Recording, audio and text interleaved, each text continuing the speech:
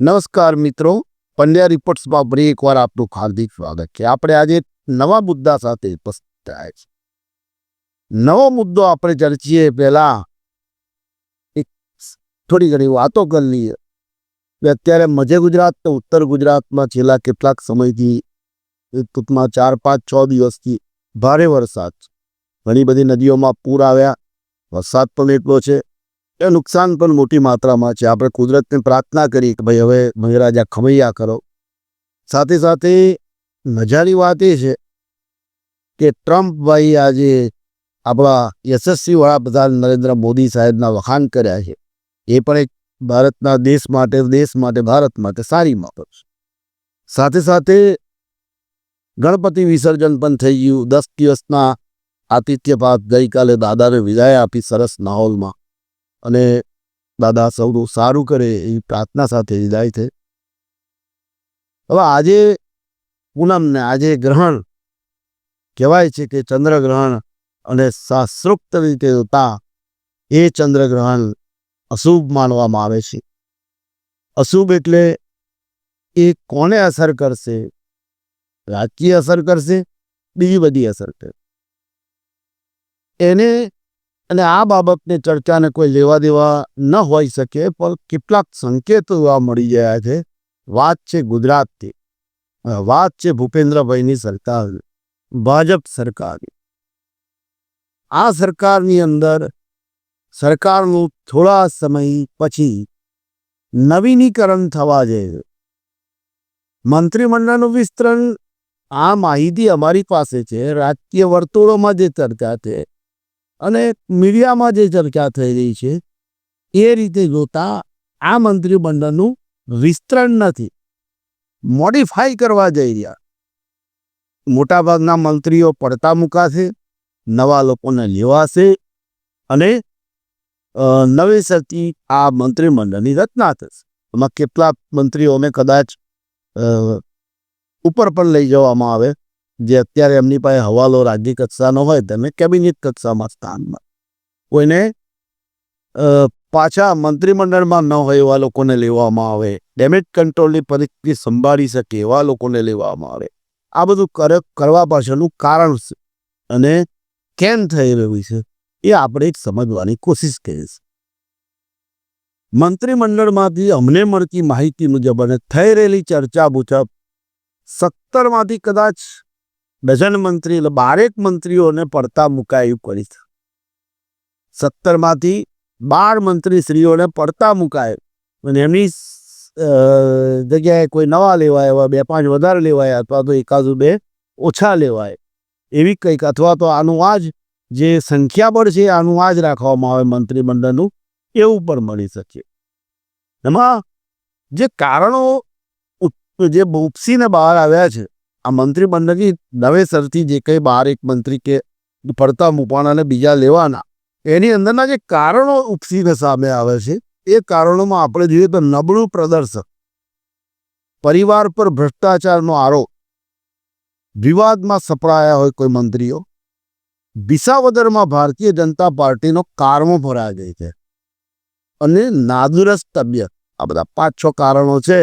વિસાવદરમાં હાર થઈ ભાજપનું ત્યાં જે મજબૂત લોકો હતા, મજબૂત કામ કરતા હતા, ભાઈ જવાહર ચાવડા, એ બધા, એ લોકોએ દેખીતી રીતે ભારતીય જનતા પાર્ટીના જે ઉમેદવાર એમની પર મૂકવામાં આવ્યા, થોપવામાં આવ્યા, એમનો વિરોધ કરીને એમને હરાવવાનું કામ કર્યું. સાથે સાથે કેટલાક મંત્રીઓની નાદુરસ્ત તબિયત પણ છે. એમાં કદાચ પુરુષોત્તમભાઈ સોલંકી હોય, રાઘવજીભાઈ પટેલ હોય, એ પણ કારણ હોઈ શકે. ત્યારબાદ વિવાદમાં સપડાયા હોય કોઈ મંત્રીઓ, એ પણ હોઈ શકે. પરિવાર પર ભ્રષ્ટાચારનો આરોપ, એમાં આપણા ભાઈ દેવગઢ બારિયાના બચુભાઈ ખાબડ આવી જાય. એમને તો સત્રમાં પણ ભાગ લેવાનો નહીં, કસામાં ભાગ લેવાનો નહીં, કાર્યાલયમાં પણ આવવાનું નહીં.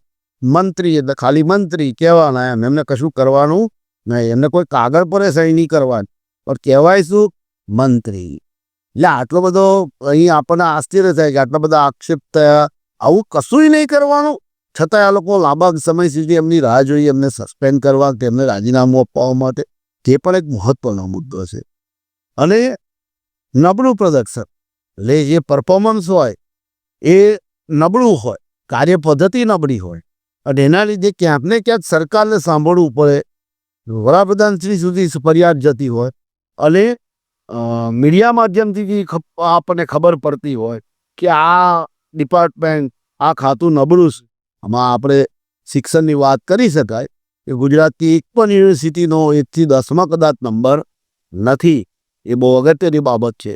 શિક્ષણ આપણા રાજ્યની અંદર બધી વાતો ગમે તેવી થાય, પણ શિક્ષણનું લેવલ જે છે એ અન્ય રાજ્યોની, અન્ય યુનિવર્સિટીઓની સરખામણીની અંદર કથળી રહ્યું છે, નીચે આવી રહી છે. બાકી આપણે તો નંબર 1 જ છીએ, કાગળ પર એવું કહેવાય છે.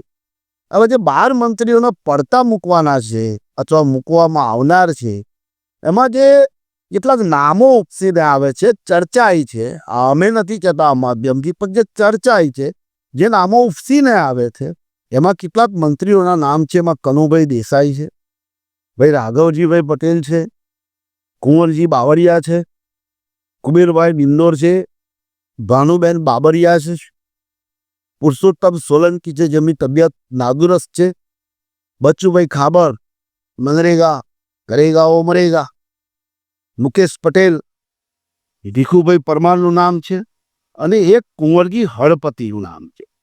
આ 12 મંત્રીઓ લગભગ જેનું નામ આવે છે પડતા મુકાવાના મંત્રીમંડળમાંથી, આ બધા 5 કારણો છે. એનું કારણ એની અંદર સામેલ હોઈ શકે અને સરકાર બધું જાણે છે અને ભારતીય જનતા પાર્ટીનું સંગઠન પણ જાણે છે. વડાપ્રધાન શ્રીને તો રજની માહિતી હોય. હવે એની સામે આ લોકો, આમાં એક વાત એ પણ હોય છે કે ગત વિધાનસભાની ચૂંટણીની અંદર સાહેબ ઐતિહાસિક 156 બેઠકો હાલ ટોપલોની જેસીબી ભરીને મત આલ્યા ભારતીય જનતા પાર્ટી, 156 સીટ બેઠકો ભાજપ જીતી. હવે એ પરિસ્થિતિની અંદર આજે તમને 156 આલી, તો એની સામે તમને આઈડિયા તો હતો ને કે જનતા કામ માંગશે, વાતો નહીં માનો, જનતા કામ માંગશે. એ જનતાએ એની અંદર, જનતાની અંદર, મીડિયાની અંદર કામની બાબતે ચર્ચા થઈ ગયો. ત્યારે ગુજરાતમાં ઘણા પ્રશ્નો છે. આપણે જોઈએ તો બેરોજગારીનો પ્રશ્ન છે, મોંઘવારીનો પ્રશ્ન છે, શિક્ષણનો પ્રશ્ન છે, પછી ખેડૂતોના પ્રશ્નો છે, મહિલાઓના પ્રશ્નો છે અને સાથે સાથે આ ચોમાસામાં સહેજ વરસાદ પડે તૂટતા રોડ ને નાળાઓના પ્રશ્નો લોકોને કનડતા હોય અને એ કનડતા પ્રત્યે લોકોનો અવાજ ધીમે ધીમે બહાર આવી ગયો. લોકો નહોતા બોલતા, હવે બોલતા થયા છે. એ પણ કારણો હોઈ શકે. આ જે ખાતાની અંદર નબળી કામગીરી થઈ છે અથવા તો બીજા કોઈ કારણો પર આ મંત્રીઓને બદલવાનો. હવે જે કાર્યભાર છે, માન્ય મંત્રીશ્રી હોય કોઈ પણ મહેસૂલ વિભાગના, પણ એમનો જે વહીવટ મોટા ભાગે જે સુધારો કરવાના હોય, નવીનીકરણ કરવાનું હોય, જૂનું કોઈ એવા અડચણરૂપ કાયદા હોય, અડચણરૂપ અંદર ચીજો હોય તેને કરીને સરળીકરણ કરવાનું હોય, તે કોણ કરી શકે? આઈએસ અધિકારીઓ કરી શકે, સનદી અધિકારીઓ કરી શકે. હવે આ એવું કંઈક સાંભળવા મળ્યું છે કે આ અધિકારીઓ રૂટીન કામ જ કરે, કોઈ નવીનીકરણ કરવાનું કોઈ વિચારતું નથી. આયા આઈએસ સચિવ આયા, સચિવગીરી કરીને હાજે ઘરે, એવું ગુજરાતમાં ચાલી રહ્યું છે, એવી ચર્ચા છે. એટલે કદાચ આ બધા કારણોસર એમના ડિપાર્ટમેન્ટ પણ નબળા પડતા હોય, એટલે બંને એકમેકથી ચાલતું હોય. આ મંત્રાલય હોય એની અંદર સંકળાયેલા અધિકારી અને મંત્રીશ્રી અને સરકાર સંકલનથી આ બધું ચાલતું હોય. પણ એ સંકલનનો ક્યાંક અભાવ જોવા મળતો, મંત્રી તરફથી હોય, સરકાર તરફથી હોય, કાં તો અધિકારી તરફથી હોય, આવું બધું જોવા મળે. હવે નવા મંત્રીમંડળમાં જેમને લેવાના છે એમાં પહેલો નંબર ભાઈ અર્જુનભાઈ મોઢવાડિયાનો છે, પોરબંદર. હવે અર્જુનભાઈનું તીર બરાબર પેલી માછલીની આંખ પર વાગવાનું છે, નક્કી છે. અને એમને તો કેબિનેટ મંત્રી બનાવશે, નક્કી છે. અર્જુનભાઈ ના હાથમાં લાડો એ નક્કી થઈ. પછી જયેશભાઈ રાદડિયાને લેશે સૌરાષ્ટ્રમાંથી. બહુ મોટું નામ છે સહકારી ક્ષેત્ર. એમના પિતાથી પણ સ્વર્ગીય વિઠ્ઠલભાઈ રાદડિયા બહુ હોનહાર માણસ હતા અને કેન્દ્રીય મંત્રી હતા કોંગ્રેસના શાસનમાં. અને એમને ટૂંકમાં એમના કામ કરવાની પદ્ધતિ થોડી અલગ હતી. એવી રીતે ભાઈ જયેશભાઈ રાદડિયા એ બહુ સંગઠન અને સહકાર બંનેની દ્રષ્ટિએ બહુ પાવરફુલ વ્યક્તિત્વ છે, યુવાન છે. એમને કદાચ મંત્રીમંડળમાં પાછું સ્થાન મળે. પછી હીરાભાઈ સોલંકી, પરસોત્તમભાઈને સોલંકીને કદાચ પડતા મુકાય તબિયત નહીં કાઢે તો પછી હીરાભાઈને તો લેવા જ પડે છે. તો પછી કોળીઓમાં નારાજગી થઈ જાય. આ બાજુ કુંવરજીને ભાઈ કાઢવાની વાત હોય તો એની અંદર તો આપણને પછી હીરાભાઈને આ લોકોને લેવા પડે, કારણ કે એ કોળીનું જે ધ્રુવીકરણ છે મતોનું બહુ અઘરું છે. અને પછી એક નામ આવે છે મહેશભાઈ કથવાલા. એ અમરેલીની કોઈ બેઠક પરથી જીતેલા છે અને ભારતીય જનતા પાર્ટીના પ્રવક્તા પણ હતા અને ભૂતકાળમાં હારી ગયેલા, પણ આ ગઈ ચૂંટણીમાં એમને કસવાલાએ કસ કાઢી લીધો.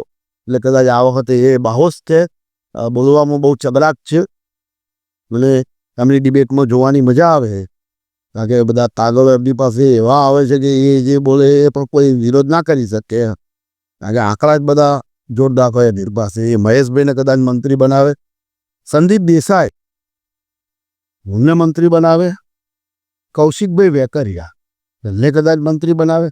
અને સુરતથી ઉડીને નામ આવે છે બેન શ્રી સંગીતાબેન પાટીલ, એમણે પણ મંત્રી બનાવે. કે સંગીતાબેન પાટીલ ઘણા સમયથી સુરતથી જીતતા આવ્યા છે સારા એવા મતોથી, અને એમના વિસ્તારમાં એમનું કામ પણ બોલે છે, એટલે એમને કદાચ એવી કાર્યક્ષમતાને લીધે મંત્રીમંડળમાં સ્થાન મળી શકે છે આ બધા નેતાઓને. હવે ડેમેજ કંટ્રોલ, એટલે ડેમેજ કંટ્રોલ સરકારની અંદર હોય, સંગઠનની અંદર હોય, ચૂંટણીની અંદર હોય, વિસાવદરમાં ન કરી શક્યા. આ જવાહરભાઈ ચાવડા નારાજ હતા એ બધા જાણતા હતા, પણ ડેમેજ કંટ્રોલ ના કરી શક્યા કોઈ, એટલે વિસાવદરમાં કદાચ ભારતીય જનતા પાર્ટી હારી ગઈ 17-18 હજાર મતથી. નહીં તો ત્યાં કદાચ ડેમેજ કંટ્રોલ અને કહેવા પ્રમાણે ટિકિટ આપી હોત તો કદાચ પરિણામ ઉલટું હોત અને આમ આદમી પાર્ટી ગોપાલ ઇટાલિયાનું કામ ત્યાં આગળ પાવરફુલ જીતી ગયા. અને પછી આપણે જાણીએ છીએ બાજીનામાની વાતો, પછી પગે લાગવાથી ગાદીભાઈ તું સૈયારું છે આ બધી, એટલે એ હોઈ શકે. એટલે ઘણા આગેવાનોને એવું એ નોંધ છે કે ઘણા આગેવાનો જે એવા છે કે એમને પાછા મંત્રીમંડળમાં લઈએ કે એ લોકો કામ કરે, હોંશે કરે. કોકને પાસે કશું ના હોય ને તમે એના આગળ તરતર કરો તો એ ના પાડે કે નહીં ભાઈ હું કરવા માતા નથી કર્યું. હા, મંત્રી બનાવી દીધા હોય તો એમની મેં એમને ગાડી મળી જાય, બંગલો મળી જાય, એટલે એમને એક ઉત્સાહ આવે કે ના ભાઈ હવે બધું ડેમેજ કંટ્રોલમાં આપણે ફરી એને ઘણા બધા કરી શકે. તો ઘણા જિલ્લાઓમાં આપણે જોયું છે સંગઠનમાં એ મોટો માણસ ના કરી શકે એવા એક સામાન્ય માણસ કરી શકે. એટલે ડેમેજ કંટ્રોલ માટે પણ આ એક અગત્યનું પાસું મંત્રીમંડળની પુનઃ જે નવા મંત્રીઓ લેવાના હોય એની અંદર હોઈ શકે. અને 2021માં આપણે જાણીએ છીએ 2021માં જ્યારે વિજયભાઈ રૂપાણી મુખ્યમંત્રી હતા, નીતિનભાઈ પટેલ ડેપ્યુટી સીએમ હતા, આખું મંત્રીમંડળ જ્યારે સરકારે બદલ્યું હતું ઉપરના કહેવાથી આદેશથી, ત્યારે એક હોલમાં બધા ભેગા થયા હતા. લગભગ અહીંથી કમલમ હશે કે અમદાવાદનો કોઈ હોલ હશે, પણ ત્યાં બધાએ રાહ જોઈ રહેલા.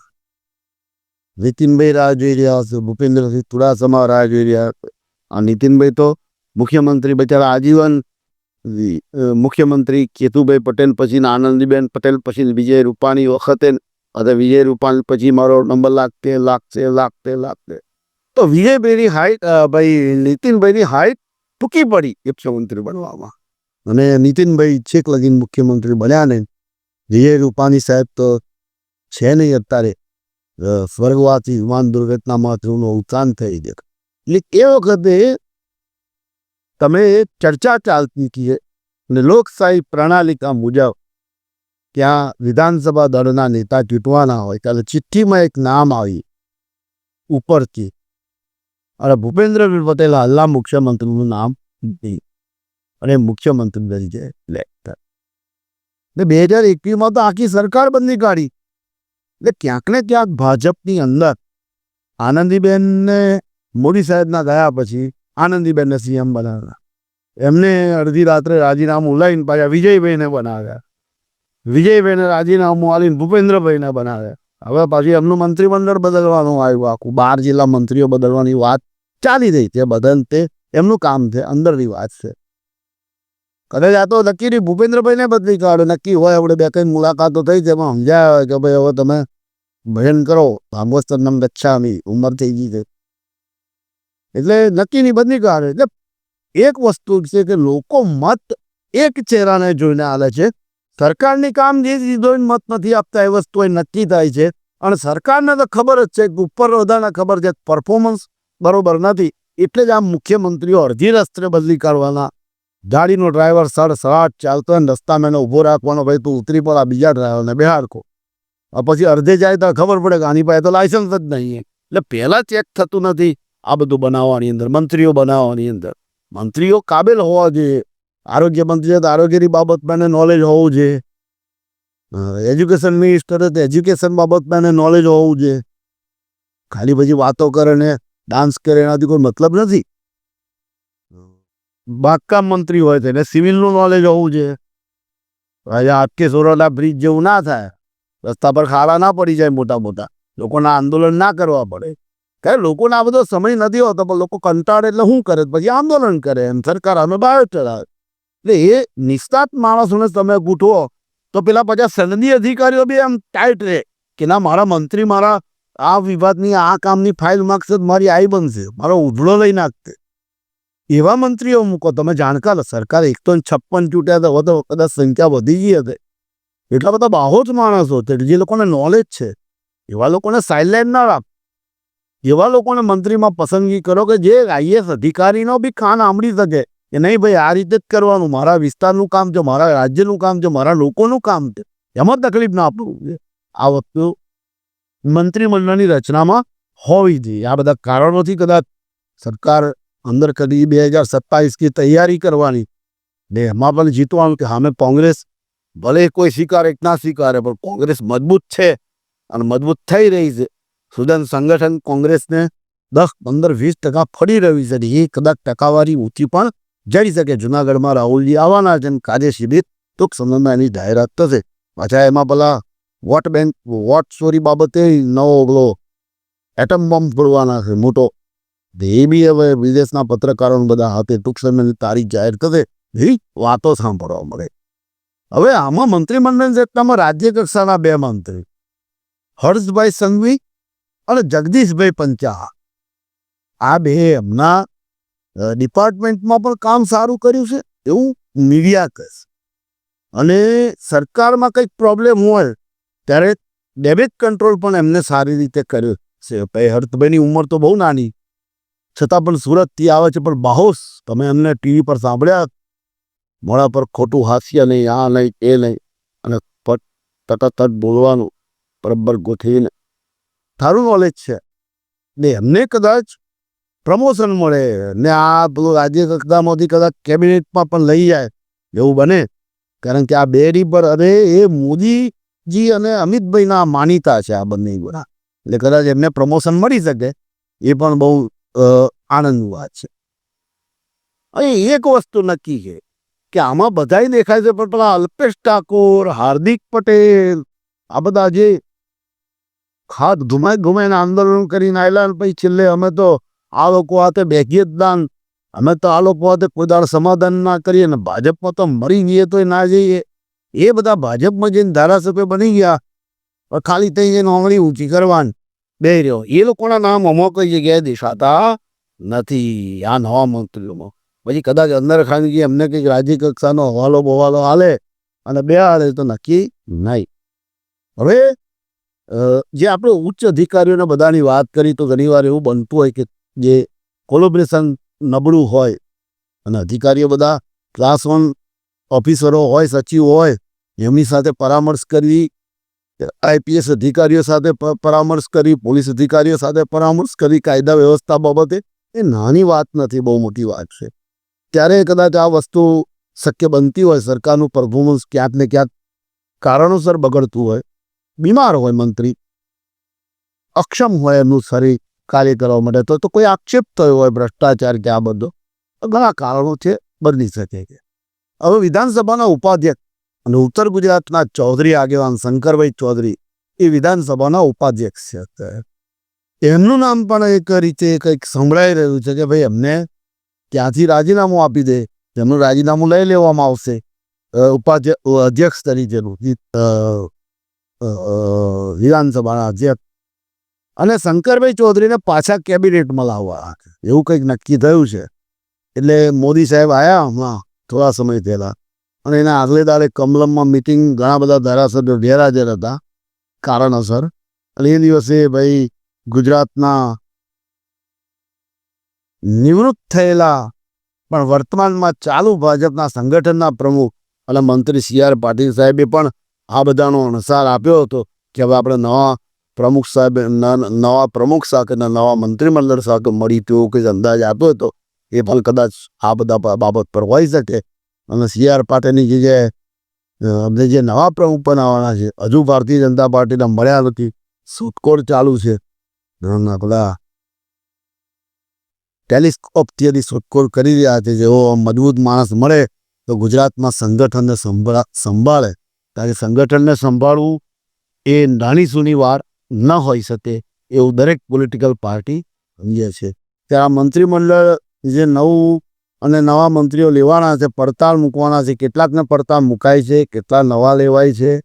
હર્ષભાઈનું શું થાય છે, ભાઈ કુંવરજીનું શું થાય છે, કનુ દેસાઈનું શું થાય છે, કુબેરભાઈ દિંડોલનું, બચુભાઈ ખાબર તો નક્કી જ છે, એ અત્યારથી નિવૃત્ત જ છે એવું સમજી લેવાનું. આપણે જે દાડે બહાર આવ્યું એ દાડનું કે નરેગા કરેગા ઓ મરેગા એવું કહેવાય છે. અને પછી આ અર્જુનભાઈનું શું થાય? અર્જુનભાઈને તો લેવા જ પડશે કમિટમેન્ટ. એવું 2017માં જ્યારે કોંગ્રેસ તૂટી ને બધા ભાજપમાં ગયા ત્યારે કમિટમેન્ટ તો હતા. કમિટમેન્ટ તો દરેક જોડે કરી દે, કારણ કે નક્કી છે આવો વેલકમ કમ લમ.